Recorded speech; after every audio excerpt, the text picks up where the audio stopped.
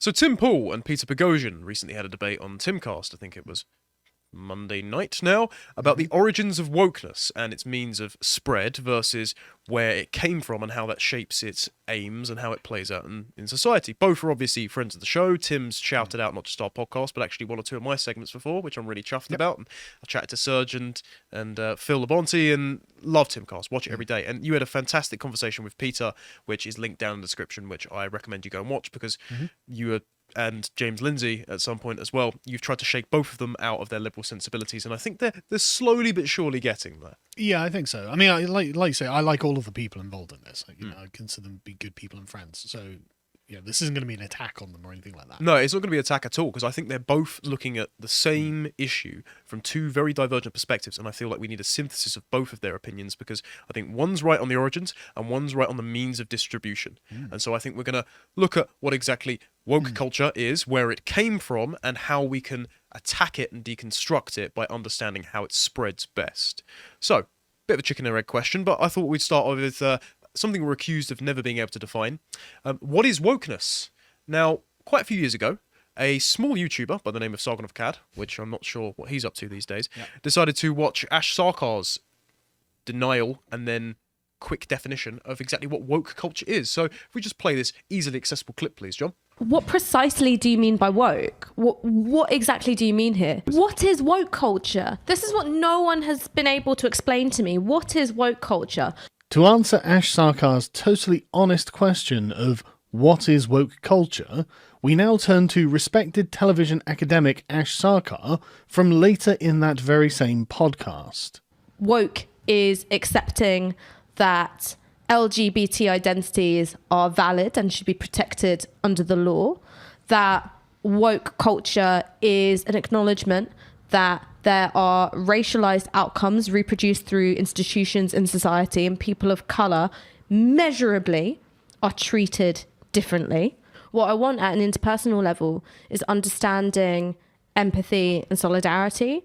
And at a political level, I want the pursuit of redistributive goals, whether that's power, whether that's wealth, whether that's land, in order to pursue aims of social justice along class, gender and race lines.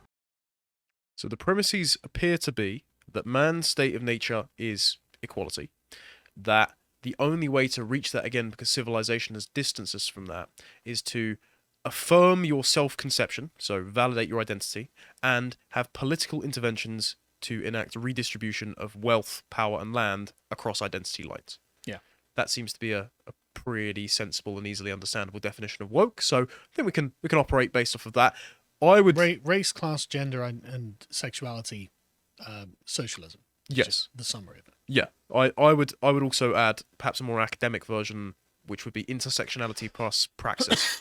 So woke is the adaptation of the intersectional worldview into whatever the current thing is to advance its overall aims, which is... To apply an intersectional lens to any particular topic. Yeah. That's what woke is. Yeah.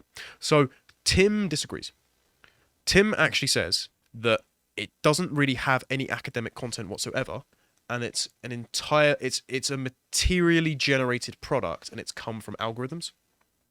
Right. I mean, I've read the literature on how intersectionality came to be, so I know that's not correct, but Tim's not someone who spends his time reading really boring critical race theory essays, so I can understand why he doesn't have that perception of it. But he has obviously spoken to James and Peter in this podcast, and they have a bit of a battle over that, because Peter believes it's all downstream of academia, then it goes from academia to the campus with all the students, then it goes from the campus into corporations and the culture, and it contaminates everything ubiquitously. Tim is right that social media has been a great disseminator of the memes of social justice, intersectional social justice. So Tim's contention is that social media itself created it.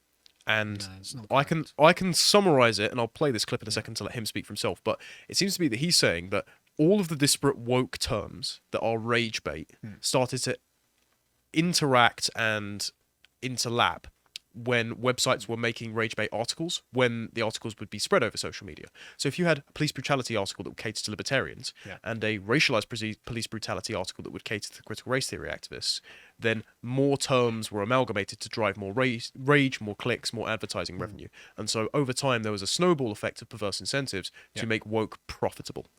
he is right that this is something that's kind of taken on a life of its own. That is correct, and he is right that there's an algorithmic ecosphere that we're a part of, all of us talking about culture are a part of, and that he's also right that it is kind of self-generative, because this is why Peter Boghossian and James Lindsay's fat weightlifting article made no impact at all. Yeah. Because it was literally like just exploring an undiscovered country. So yeah, that's there, and that fits totally within woke politics. And so they didn't, the conceptual penis and things like this. It was all stuff that was essentially prepackaged in the definition of what woke politics is, and it just required someone to unpackage it. But it wasn't something that shone a light on an unusual flaw of intersectionality. No, this is the purpose. This is what it does, and so this is why it had no impact on them whatsoever. And what Tim, I think, is identifying is the kind of the sort of hive mind nature of the internet.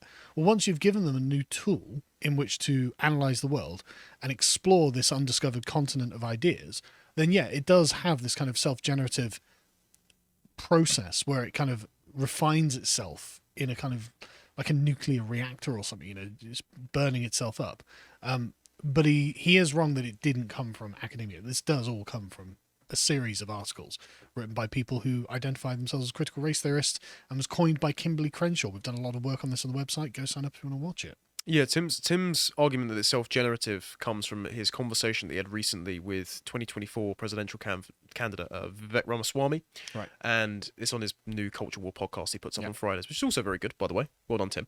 And he said that Dylan Mulvaney is the product of the AI overlords, and that is that it is someone who has had their personality, how sincere is debatable, created by the algorithms that incentivize the adoption of woke politics for maximum exposure and money. That's true. So he's saying that the algorithms themselves are shaping our self-perception. Yep.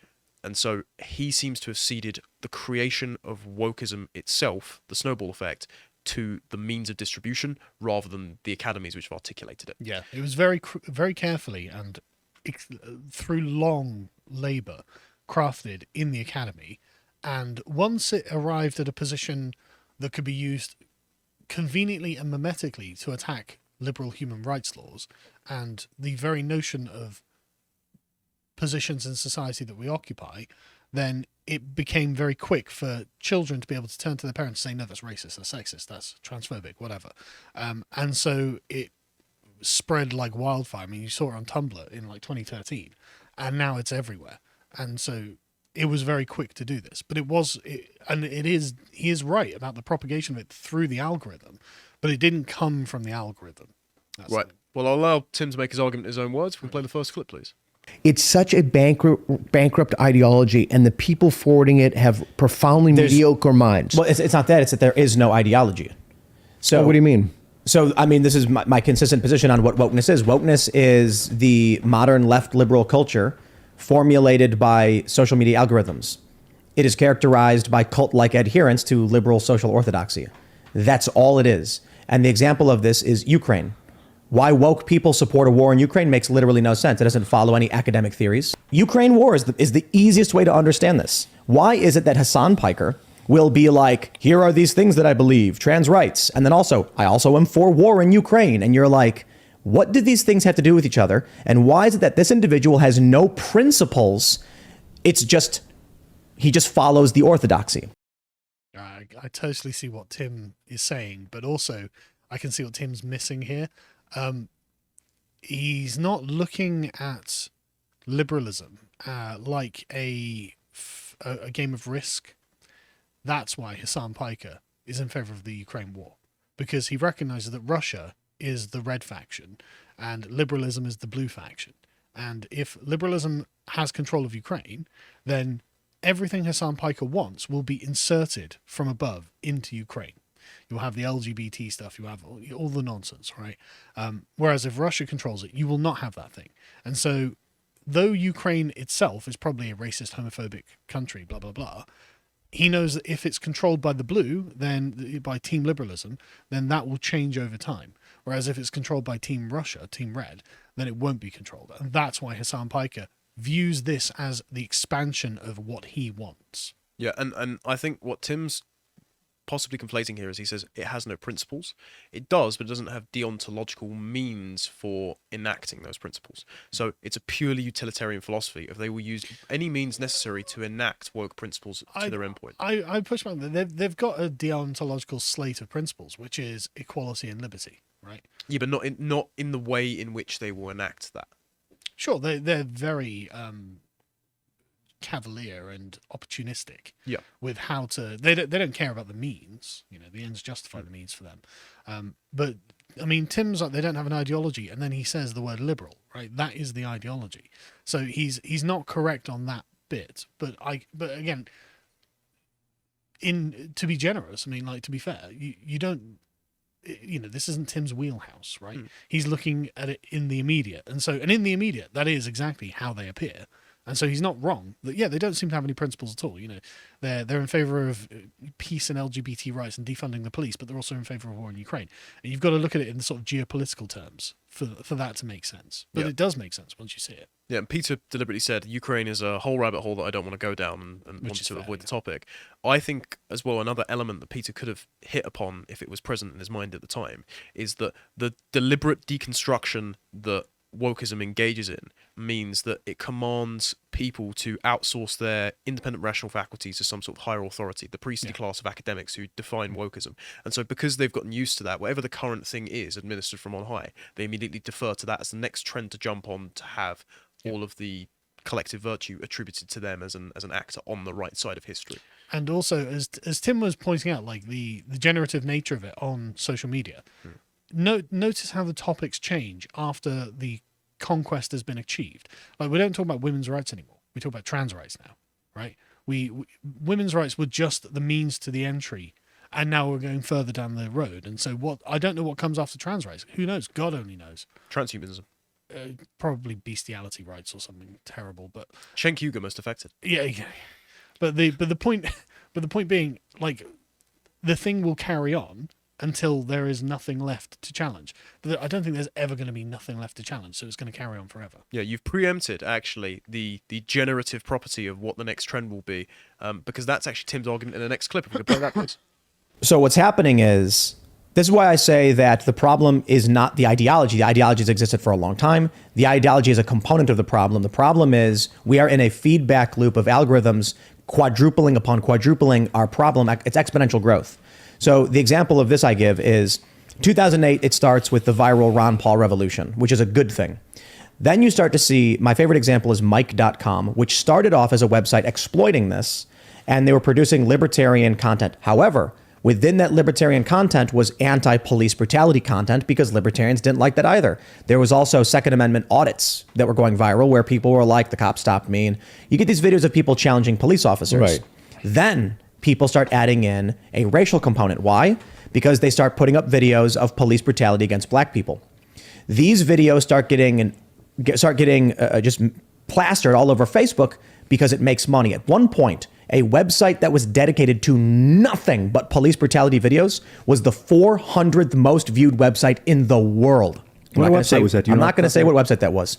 And they were paying their writers an exorbitant amount of money, and all they did was post videos of police brutality. This starts fracturing the minds of 10-year-olds in 2010, who are now 23-year-olds who are voting in this election, whose entire worldview has been built upon a machine that started with libertarian, advanced into a... So here's what happens. When libertarians are sharing anti-police content and they're getting a lot of views because people don't like injustice. It is the epitome of injustice when a cop violates our rights. Like they're supposed to be upholding the law. Then you add in a racial component, and now you have an exponential growth. The people who hate racism and the people who hate police brutality, everyone's seeing it and everyone's sharing it. Then Mike.com shifts its business model and says, this gets more views. Let's do more of this instead. The company then slowly, rather exponentially, rapidly shifts into a woke social justice company. But here's the thing. When this happened, we didn't have the word woke. I mean, sort of. It was here and there. What was the word? Intersectional feminist, which then gave rise to social justice and social justice warriors. I mean, at first it was feminism. Then it was intersectional feminism. Then the SJW. Then we ended up with the complaints about critical race theory. Then people pointed out actually critical gender theories in there too. And now it's woke. What we're seeing is a feedback loop of social media algorithms funneling refuse back into the mouths of people in what I would only describe as a human centipede of ideology.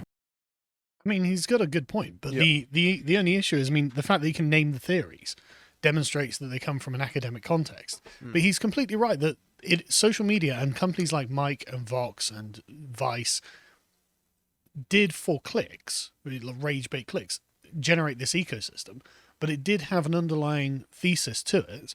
But he's accurately identifying the propagation. I mean, the fact that he even talks about how intersectionality works, where it's like, look, it's libertarian anti-cop, and now it's racial, and so this is the intersection between those two things. This is how an intersection would describe it.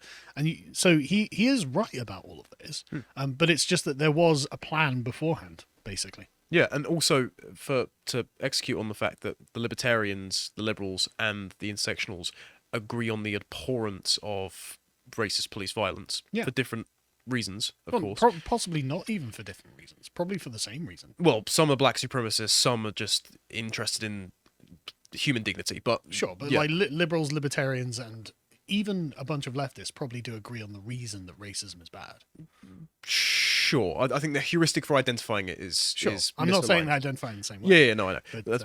But, but I think the important point is there. Okay, for the algorithm to combine those two things, there must have been some sort of progenitive force to make people outraged for clicking on that, which means that they had a pre-vested set of values that they brought to bear on the algorithm itself. So the algorithm is just reacting to what human beings already want and feeding them more of what they want. If they were deeply conservative, then they'd be saying Christian clickbait. Exactly. That's Satanism. Exactly. So that's all of my social media feed, for example. Yeah. And so that means that there is some sort of ideological force behind what people bring to bear on the algorithm in and of itself. So it's and I'd say that because at one point Peter said, like, do you think it's 97, 98% the algorithm? Tim went, no, it's 100%.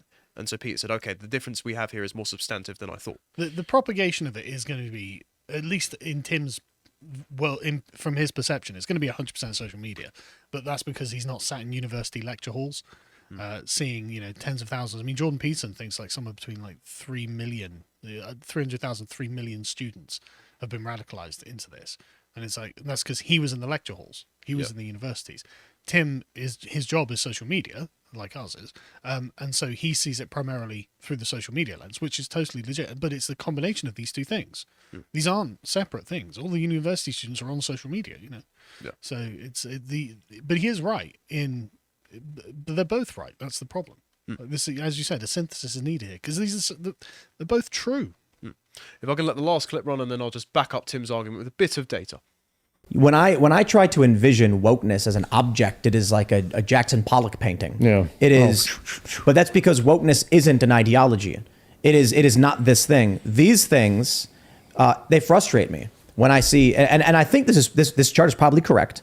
Going from postmodernism down and critical race theory and intersectionality, but it applies an academic worldview into the modern problem, which has already been shown by numerous data points, including there was the Zach Roberts LexisNexis Twitter thread from a few years ago, that all around the same time, everywhere in the world, the same thing happened, where there was a massive spike in the same concepts, ideas, words.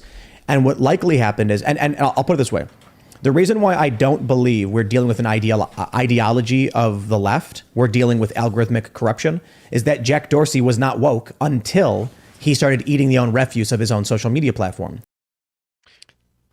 Interesting argument. Go on. Right. So if we can go on to the data that Tim brought up, because I'll bring up the chart later that he's referring to, but this is the LexisNexis data compiled in this viral Twitter thread that went viral a few years ago by Zach Goldberg. And you can see, and this is, again, from Tim's paradigm, having covered Occupy Wall Street. Yeah. From the start coming from media as well. This is particularly close to home. Well, specifically Occupy Wall Street, because if you see the advent date there, it's about 2008, 2009 when the protests took off, when the left and right were both protesting Wall Street. And then suddenly the New York Times and corporate press outlets start using terms like intersectionality, prejudice, systemic racism, transphobia, feminism at exponential rates. So if you just take a scroll down, John, just look at some of these charts, please.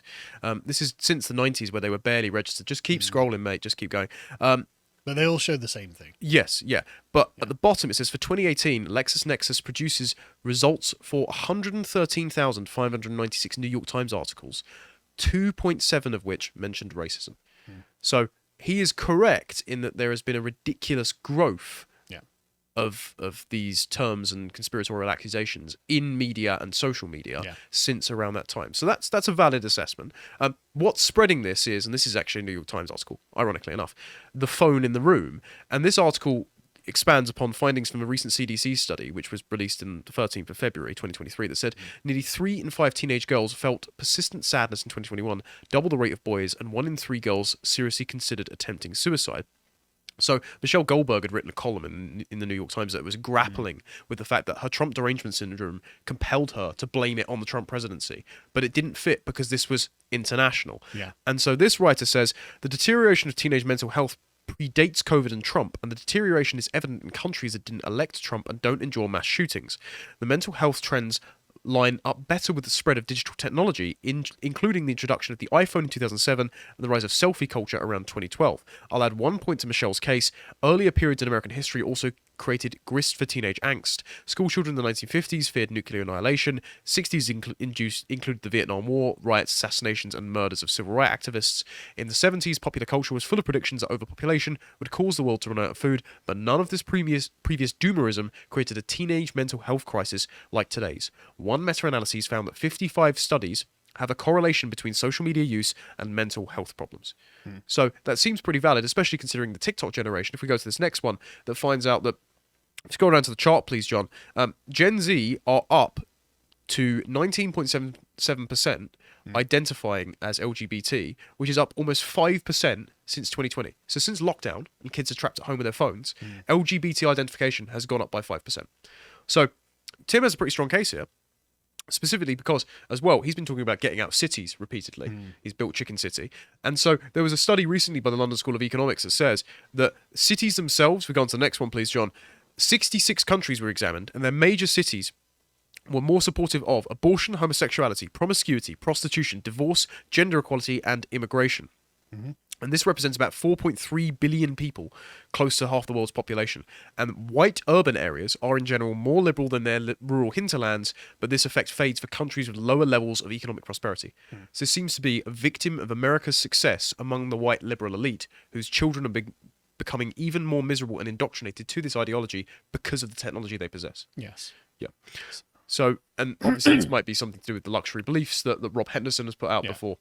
If we go to this next article that you can read more so in your own time, but it essentially says that people have displaced luxury goods for which even the poor can have an abundance of now, whether they're buying it on credit like a Dino, or because things are so inexpensive in America you can get a TV even if you're on food stamps, with luxury beliefs that denote the fact that you went to elite Ivy League colleges and you're in the in crowd. You know, this is where accents came from, like the posh British accent. Right. Okay. This came from this because it was a consequence of the Industrial Revolution, because there was no need for the aristocrats to speak differently in any particular affected way. But as soon as the peasants could start wearing fine clothes because they were being mass produced, well, suddenly you needed a way of, and so they had literally like schools and manuals of instruction and things like this, and the accent apparently developed. Elocution lessons. That does make sense, actually. As a response to show that you had come from a particular background. That does make sense. Yeah. So I think both of our contestations are the fact that Tim has recognised that there is a pipeline here pumping out refuse to the younger generations. But if there is a sewage pipeline, there needs to be someone creating the sewage. And so that's Boghossian's point. And so I'll just play this one clip from Peter Boghossian, please, John. So two things. One, what Ronald Reagan said in his famous debate, there you go again. You're assuming, and I don't mean that as a slander on you, but you're assuming a kind of rationality that the proponents of the ideology have that they simply do not have. Oh, I'm quite the opposite. I'm saying they quite literally have no rationality and there is no coherent ideology at all. What we're looking at is a sewer of refuse that has been mashed together. Yeah. And what's happened is, I think regular people who are looking for answers seek experts who are anti-woke, and they find academics who then give them a very academic explanation. Okay. So let's unpack a sewer that's been crammed together and force-fed, right? Yeah. Who is doing the force feeding? The algorithms. Okay, again, I'm not saying you're wrong. I'm telling you in no uncertain terms, the data is utterly overwhelming for this.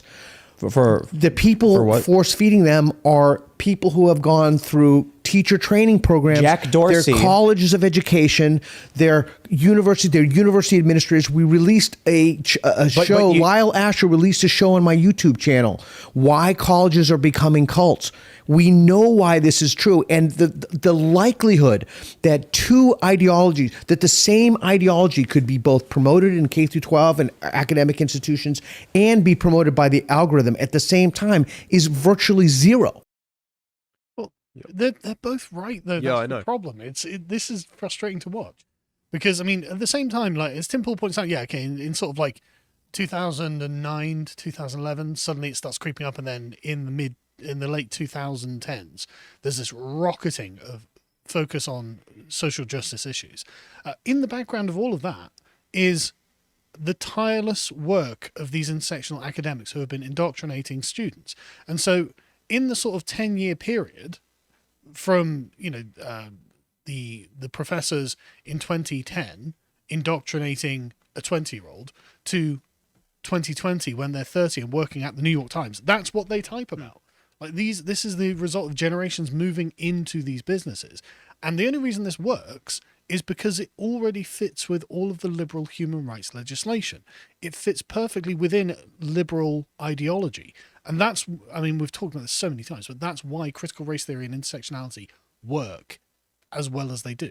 Because they rest on all of the liberal presuppositions and they act as an attack against the liberal human rights ideology itself.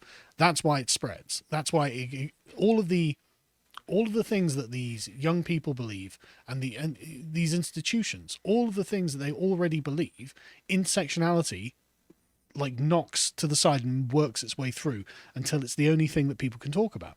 So they're both right. Yeah, and I don't think we're excessively academizing the analysis of this, as Tim has said. I think we're just attempting to reverse engineer the end product of a successful cultural revolution and retrace it back to its roots to find out how do we fight this thing. And that's completely correct. And Tim is also completely correct, saying, look, the algorithm is spreading all of this and causing it to evolve down the line. And that's absolutely true. You can see like naturalistic evolutions that have come from these ideological areas where now it's, where it's really excessively granulated. And if you go back and read some of like, the sort of queer theory, they actually use terms that are now offensive terms to describe themselves. And so 20 years ago, these academics didn't have this kind of moral development that the hive mind on social media has created. And so you can see them being like slightly, yeah, well, I mean, that's, not the word that I would use today sort of thing about it. And you can see the development of it. And so Tim is also right, but Peter is also correct that that's the case. Yeah. So I wanted to specifically look at this because this is the chart that Tim had referenced that Peter had brought up. If we can just click on the image, please, John. So we'll finish almost on this. The reason I wanted to look at this is because it has a very good understanding, and this is where I think Peter's understanding falls down. Very good understanding of how woke social justice fundamentalism, he calls it, is downstream from Marxism, then critical theory, and then critical social justice, so identity politics and intersectionality. And postmodernism is in there, even though it's for some reason off to the side and not connected to Marxism in this diagram, which I would do. But then if you look at the right-hand side of the diagram for our audio listeners, it starts off with liberalism, and liberalism is the only point of ideological genesis on here that doesn't have a definition. Which I found quite interesting. And it goes down That's to... because Tim Urban is doing his best to save liberalism here. Sure, but also I think Boghossian is also a liberal. James Lindsay is also liberal, and he's been struggling with this on his own Twitter feed. Topic for another time. And it feeds into liberal social justice.